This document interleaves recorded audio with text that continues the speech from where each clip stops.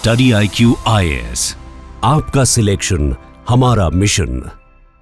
भारतीय राजनीति में लद्दाख पिछले 5-6 सालों से हमेशा चर्चा में रहता है और पिछले 2 सालों से लद्दाख का जो मुद्दा है बहुत बड़ा बन चुका है, क्योंकि सोनम वांगचुक जो पर्यावरणविद हैं, उन्होंने जब 2025 में प्रोटेस्ट शुरू किया और उसके बाद जब उनको अरेस्ट किया गया तो उसके बाद से भारतीय राजनीति का बहुत ही हॉट टॉपिक बना है। लेकिन अभी रिसेंटली जो चीफ सेक्रेटरी के द्वारा अनाउंसमेंट किया गया है वह लद्दाख की परेशानियों को ख़त्म करेगा, लद्दाख का जो प्रोटेस्ट है वह सफल होगा। ऐसे ढेर सारे जो सवाल हैं उनके जवाब आपको इस लेक्चर से मिल जाएंगे। तो आप अगर सब कुछ समझना चाहते हैं तो आखिर तक इससे जुड़े रहिएगा और आखिर में आपके लिए बहुत ही शानदार सवाल रहेगा, उसका जवाब देकर भी आप लोगों को जाना है। तो आप मेरे पीछे यहाँ पे न्यूज़ को देखिए और न्यूज़ में लिखा हुआ है autonomous hill councils to be extended to all 7 district in Ladakh. तो जो ऑटोनॉमस हिल काउंसिल है ना, ये लद्दाख के जो 7 ज़िले हैं, 7 के 7 ज़िलों में इसका विस्तार किया जाएगा और इन 7 ज़िलों के साथ में जो 32 तहसील हैं उन तहसीलों में भी इसका विस्तार यहाँ पे किया जा रहा है। अब ये कैसे लद्दाख की समस्या का समाधान करेगा इसको समझते हैं। पहले एक बार आप लद्दाख की लोकेशन को देख लीजिए कि लद्दाख कहाँ पर आपका सिचुएटेड है। देखो, ये हमारा प्यारा भारत है और प्यारे भारत में आप देखेंगे तो सबसे ऊपर जो हमको दिखाई देता है, ये सबसे ऊपर हमारा लद्दाख है। और लद्दाख आपके पास कैसे जाना जाता है, लद्दाख एक यूटी है, एक केंद्र शासित प्रदेश है और ये यूटी बना कब? ये यूटी बना 2019 में। अभी 2019 में जब यूटी बना तो उसके बाद बहुत प्रेज किया गया भारत सरकार को सोनम वांगचुक जी के द्वारा, लेकिन उसके थोड़े समय बाद ही यहाँ पर परेशानी होना शुरू हुई। परेशानी होना क्या शुरू हुई? देखो, जैसे ये जो आपके पास है ना, एक हिली एरिया है और हिली एरिया में आप उतना डेवलपमेंट नहीं कर सकते जितना आपको करना चाहिए। तो सरकार ने यहाँ पे डेवलपमेंट प्रोग्राम को शुरू किया, जिसके कारण पर्यावरणीय क्षति या पर्यावरणीय हानि हमको देखने को मिली। और इसको लेकर लद्दाख के जो लीडर हैं या लद्दाख के जो सोशल एक्टिविस्ट हैं सोनम वांगचुक जी, इन्होंने आंदोलन करना शुरू किया और 2 मांगे यहाँ पे की गई। पहला ये है कि आप हमको 6 शेड्यूल में शामिल कर दीजिए या लद्दाख को स्टेटहुड का दर्जा दे दीजिए। अब 6 शेड्यूल में शामिल करने से फ़ायदा क्या है? यहाँ सारे के सारे ट्राइबल रूल्स लागू हो जाएंगे और ट्राइबल रूल्स लागू हो जाएंगे मतलब कोई भी कानून तब तक प्रभावी नहीं होगा जब तक यहाँ की लोकल जो ऑटोनोमस बॉडीज़ हैं वह अलाउ नहीं करेंगी। तो सरकार ने 6 शेड्यूल क्या देने से मना कर दिया, क्योंकि 6 शेड्यूल का स्टेटस अगर हर राज्य को देने जाएंगे तो जो 6 शेड्यूल की इम्पोर्टेंस है या जिस पर्पज़ से इसको बनाया गया है वो पर्पज़ आपका खत्म हो जाएगा, तो ये देने से मना कर दिया।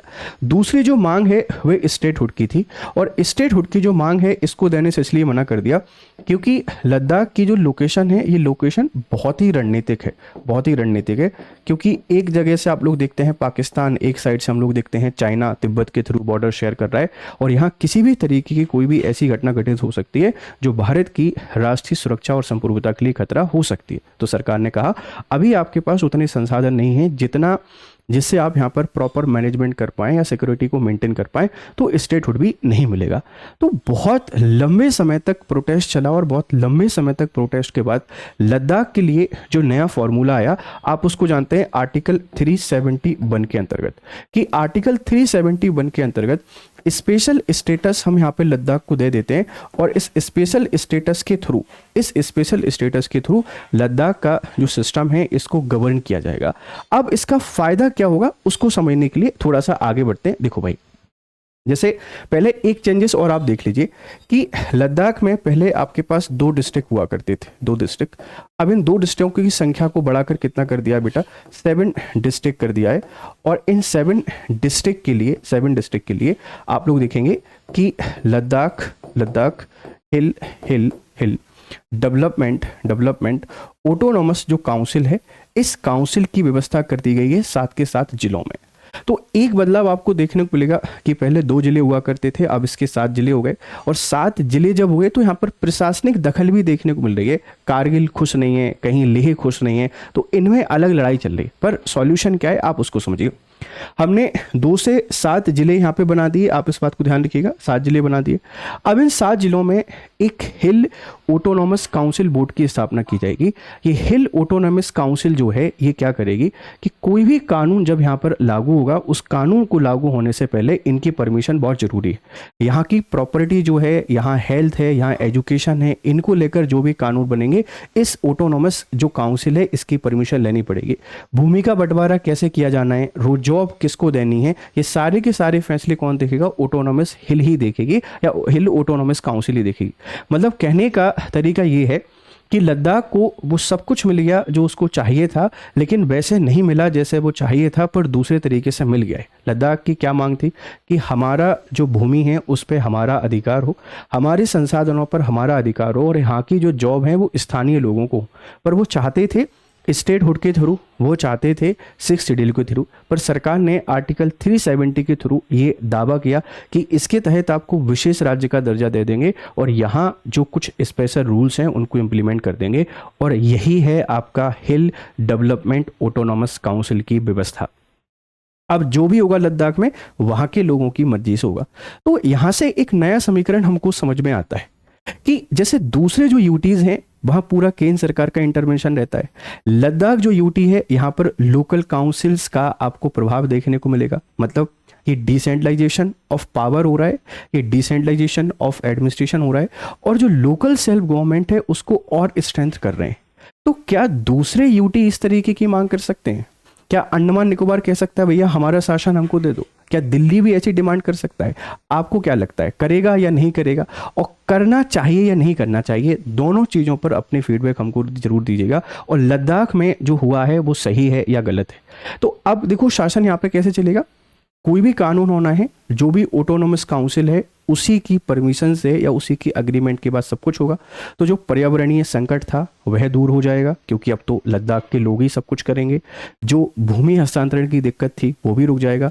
तो क्या हम उम्मीद कर सकते हैं अब लद्दाख में पीस आएगी, लद्दाख में सिक्योरिटी आएगा, और लद्दाख में हमको स्टेबिलिटी देखने को मिलेगा जो पिछले 5-6 सालों से नहीं देखने को मिल रहा था। तो सोनम वांगचुक सबसे ज़्यादा खुश होने वाले व्यक्ति होंगे, क्योंकि उनके आंदोलन की लड़ाई की जो जीत है हमको देखने को यहाँ पे मिल जाती है। तो जिले कितने हो गए हैं? 7 हो गए हैं।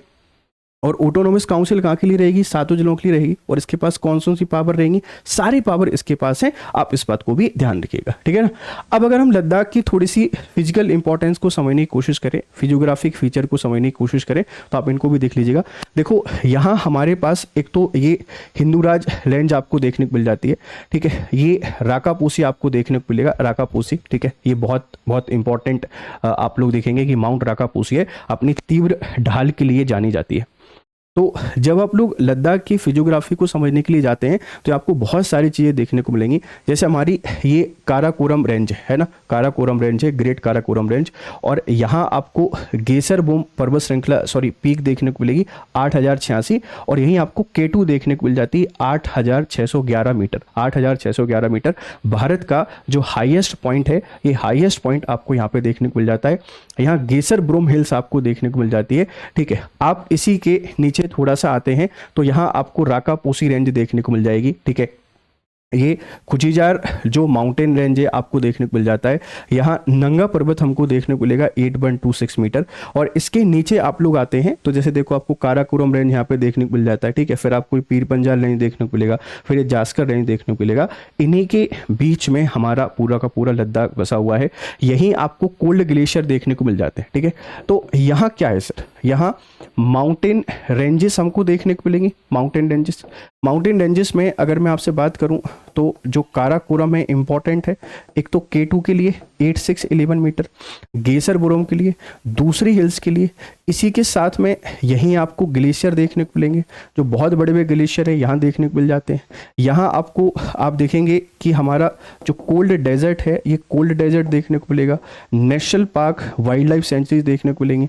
बहुत सारे फीचर्स आपको यहाँ पे देखने को मिलते हैं, और इसी के थ्रू हमारी जो नदी है जिसे आप लोग जानते हैं इंडस रिवर, भारत में एंटर होती है और भारत में इसी के थ्रू निकल के पाकिस्तान में चली जाती है। तो लद्दाख स्ट्रेटजिकली बहुत इंपॉर्टेंट है, क्योंकि एक साइड तिब्बत से बॉर्डर शेयर करता है, एक साइड पाकिस्तान से बॉर्डर शेयर करता है। तिब्बत पे इलीगल कब्जा है चाइना का, तो चाइना यहाँ पर कभी भी लड़ाई लड़ने के लिए तैयार रहता है, इसीलिए इसकी स्ट्रेटजिक इंपॉर्टेंस जरूरी है। अब डेवलपमेंट क्यों जरूरी है सर? क्योंकि यहाँ जब तक आप डेवलपमेंट लेकर नहीं आओगे तब तक कोई भी इमरजेंसी सिचुएशन के लिए आप तैयार नहीं रहोगे। लेकिन अब डेवलपमेंट ऑटोनॉमस जो हिल काउंसिल है उनके सहयोग से होगा, तो लद्दाख में शांति, लद्दाख में सुरक्षा, लद्दाख में स्टेबिलिटी और लद्दाख के विकास की उम्मीद हम लोग यहाँ पे कर सकते हैं। तो कौन कौन से फिजिकल फीचर्स हैं जरा आप इनको भी देख लीजिएगा। देखो हिमाचल से बॉर्डर शेयर करता है, जम्मू कश्मीर से बॉर्डर शेयर कर रहा है, यहाँ ये पाकिस्तान से बॉर्डर शेयर कर रहा है, और उधर जो हमारा तिब्बत है, तिब्बत के रू चाइना से बॉर्डर शेयर कर रहा है। आप ये चीज़ें थोड़ा सा देख लीजिएगा। ये इंडस रिवर यहीं से आपके पास निकल कर आती है, नांगा पर्वत आपको देखने को मिलेगा, पीर पंजाल रेंज है, जास्कर रेंज आपको देखने को मिल जाती है ना, पेंगांग सो लेक हमको देखने को मिलेगी, ठीक है। तो ये ढेर सारी की सारी चीज़ें हमको देखने को मिल जाती हैं। कैलाश रेंज आपको यहाँ पे देखने को मिलेगा, कुनलुन माउंटेन का विस्तार आपको इधर देखने को मिल जाएगा। तो हमारा लद्दाख बहुत सारे फिजिकल फीचर्स को लेकर चलता है, बहुत ही स्ट्रेटजिक लोकेशन इसकी है, और यहाँ की जो समस्याएं थी इन सभी समस्याओं का समाधान अब यहाँ पे होते नजर आ रहा है, और हम उम्मीद कर रहे हैं कि लद्दाख में पीस और प्रॉस्पेरिटी आएगी। इससे क्या होगा? इससे डेवलपमेंट होगा।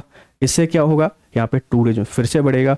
टूरिज्म जब बढ़ता है तो इस पूरे क्षेत्र का विकास बेहतर तरीके से हो पाता है, और साथ में जो पर्यावरण को लेकर दिक्कतें थी उनका सॉल्यूशन भी हमको देखने को मिल जाएगा, ठीक है ना। चलिए, अब तो यहाँ पे 7 जिले हो गए हैं टोटल। जैसे लेह और कारगिल पहले 2 पुराने जिले हुआ करते थे, नए जिले एक शाम को बना दिया है, नुब्रा बना दिया है, चांगथांग बना दिया है, ठीक है। और नए घोषित जिलों में एक जास्कर और एक द्रास आपको देखने को मिलेगा। आप अगर इस पुराने पिछले मैप को थोड़ा सा देखते हैं, यहाँ पे जिलों की चर्चा की गई है, तो पहले आप लोग देखेंगे कि एक आपको लेह देखने को मिलता था, एक कारगिल देखने को मिलता था, बट अब एक द्रास जिला बना दिया है, इसी के साथ में जस्कर जिला है, चांगटांग जिला है, ठीक है, शाम जिला है और नुब्रा जिला है।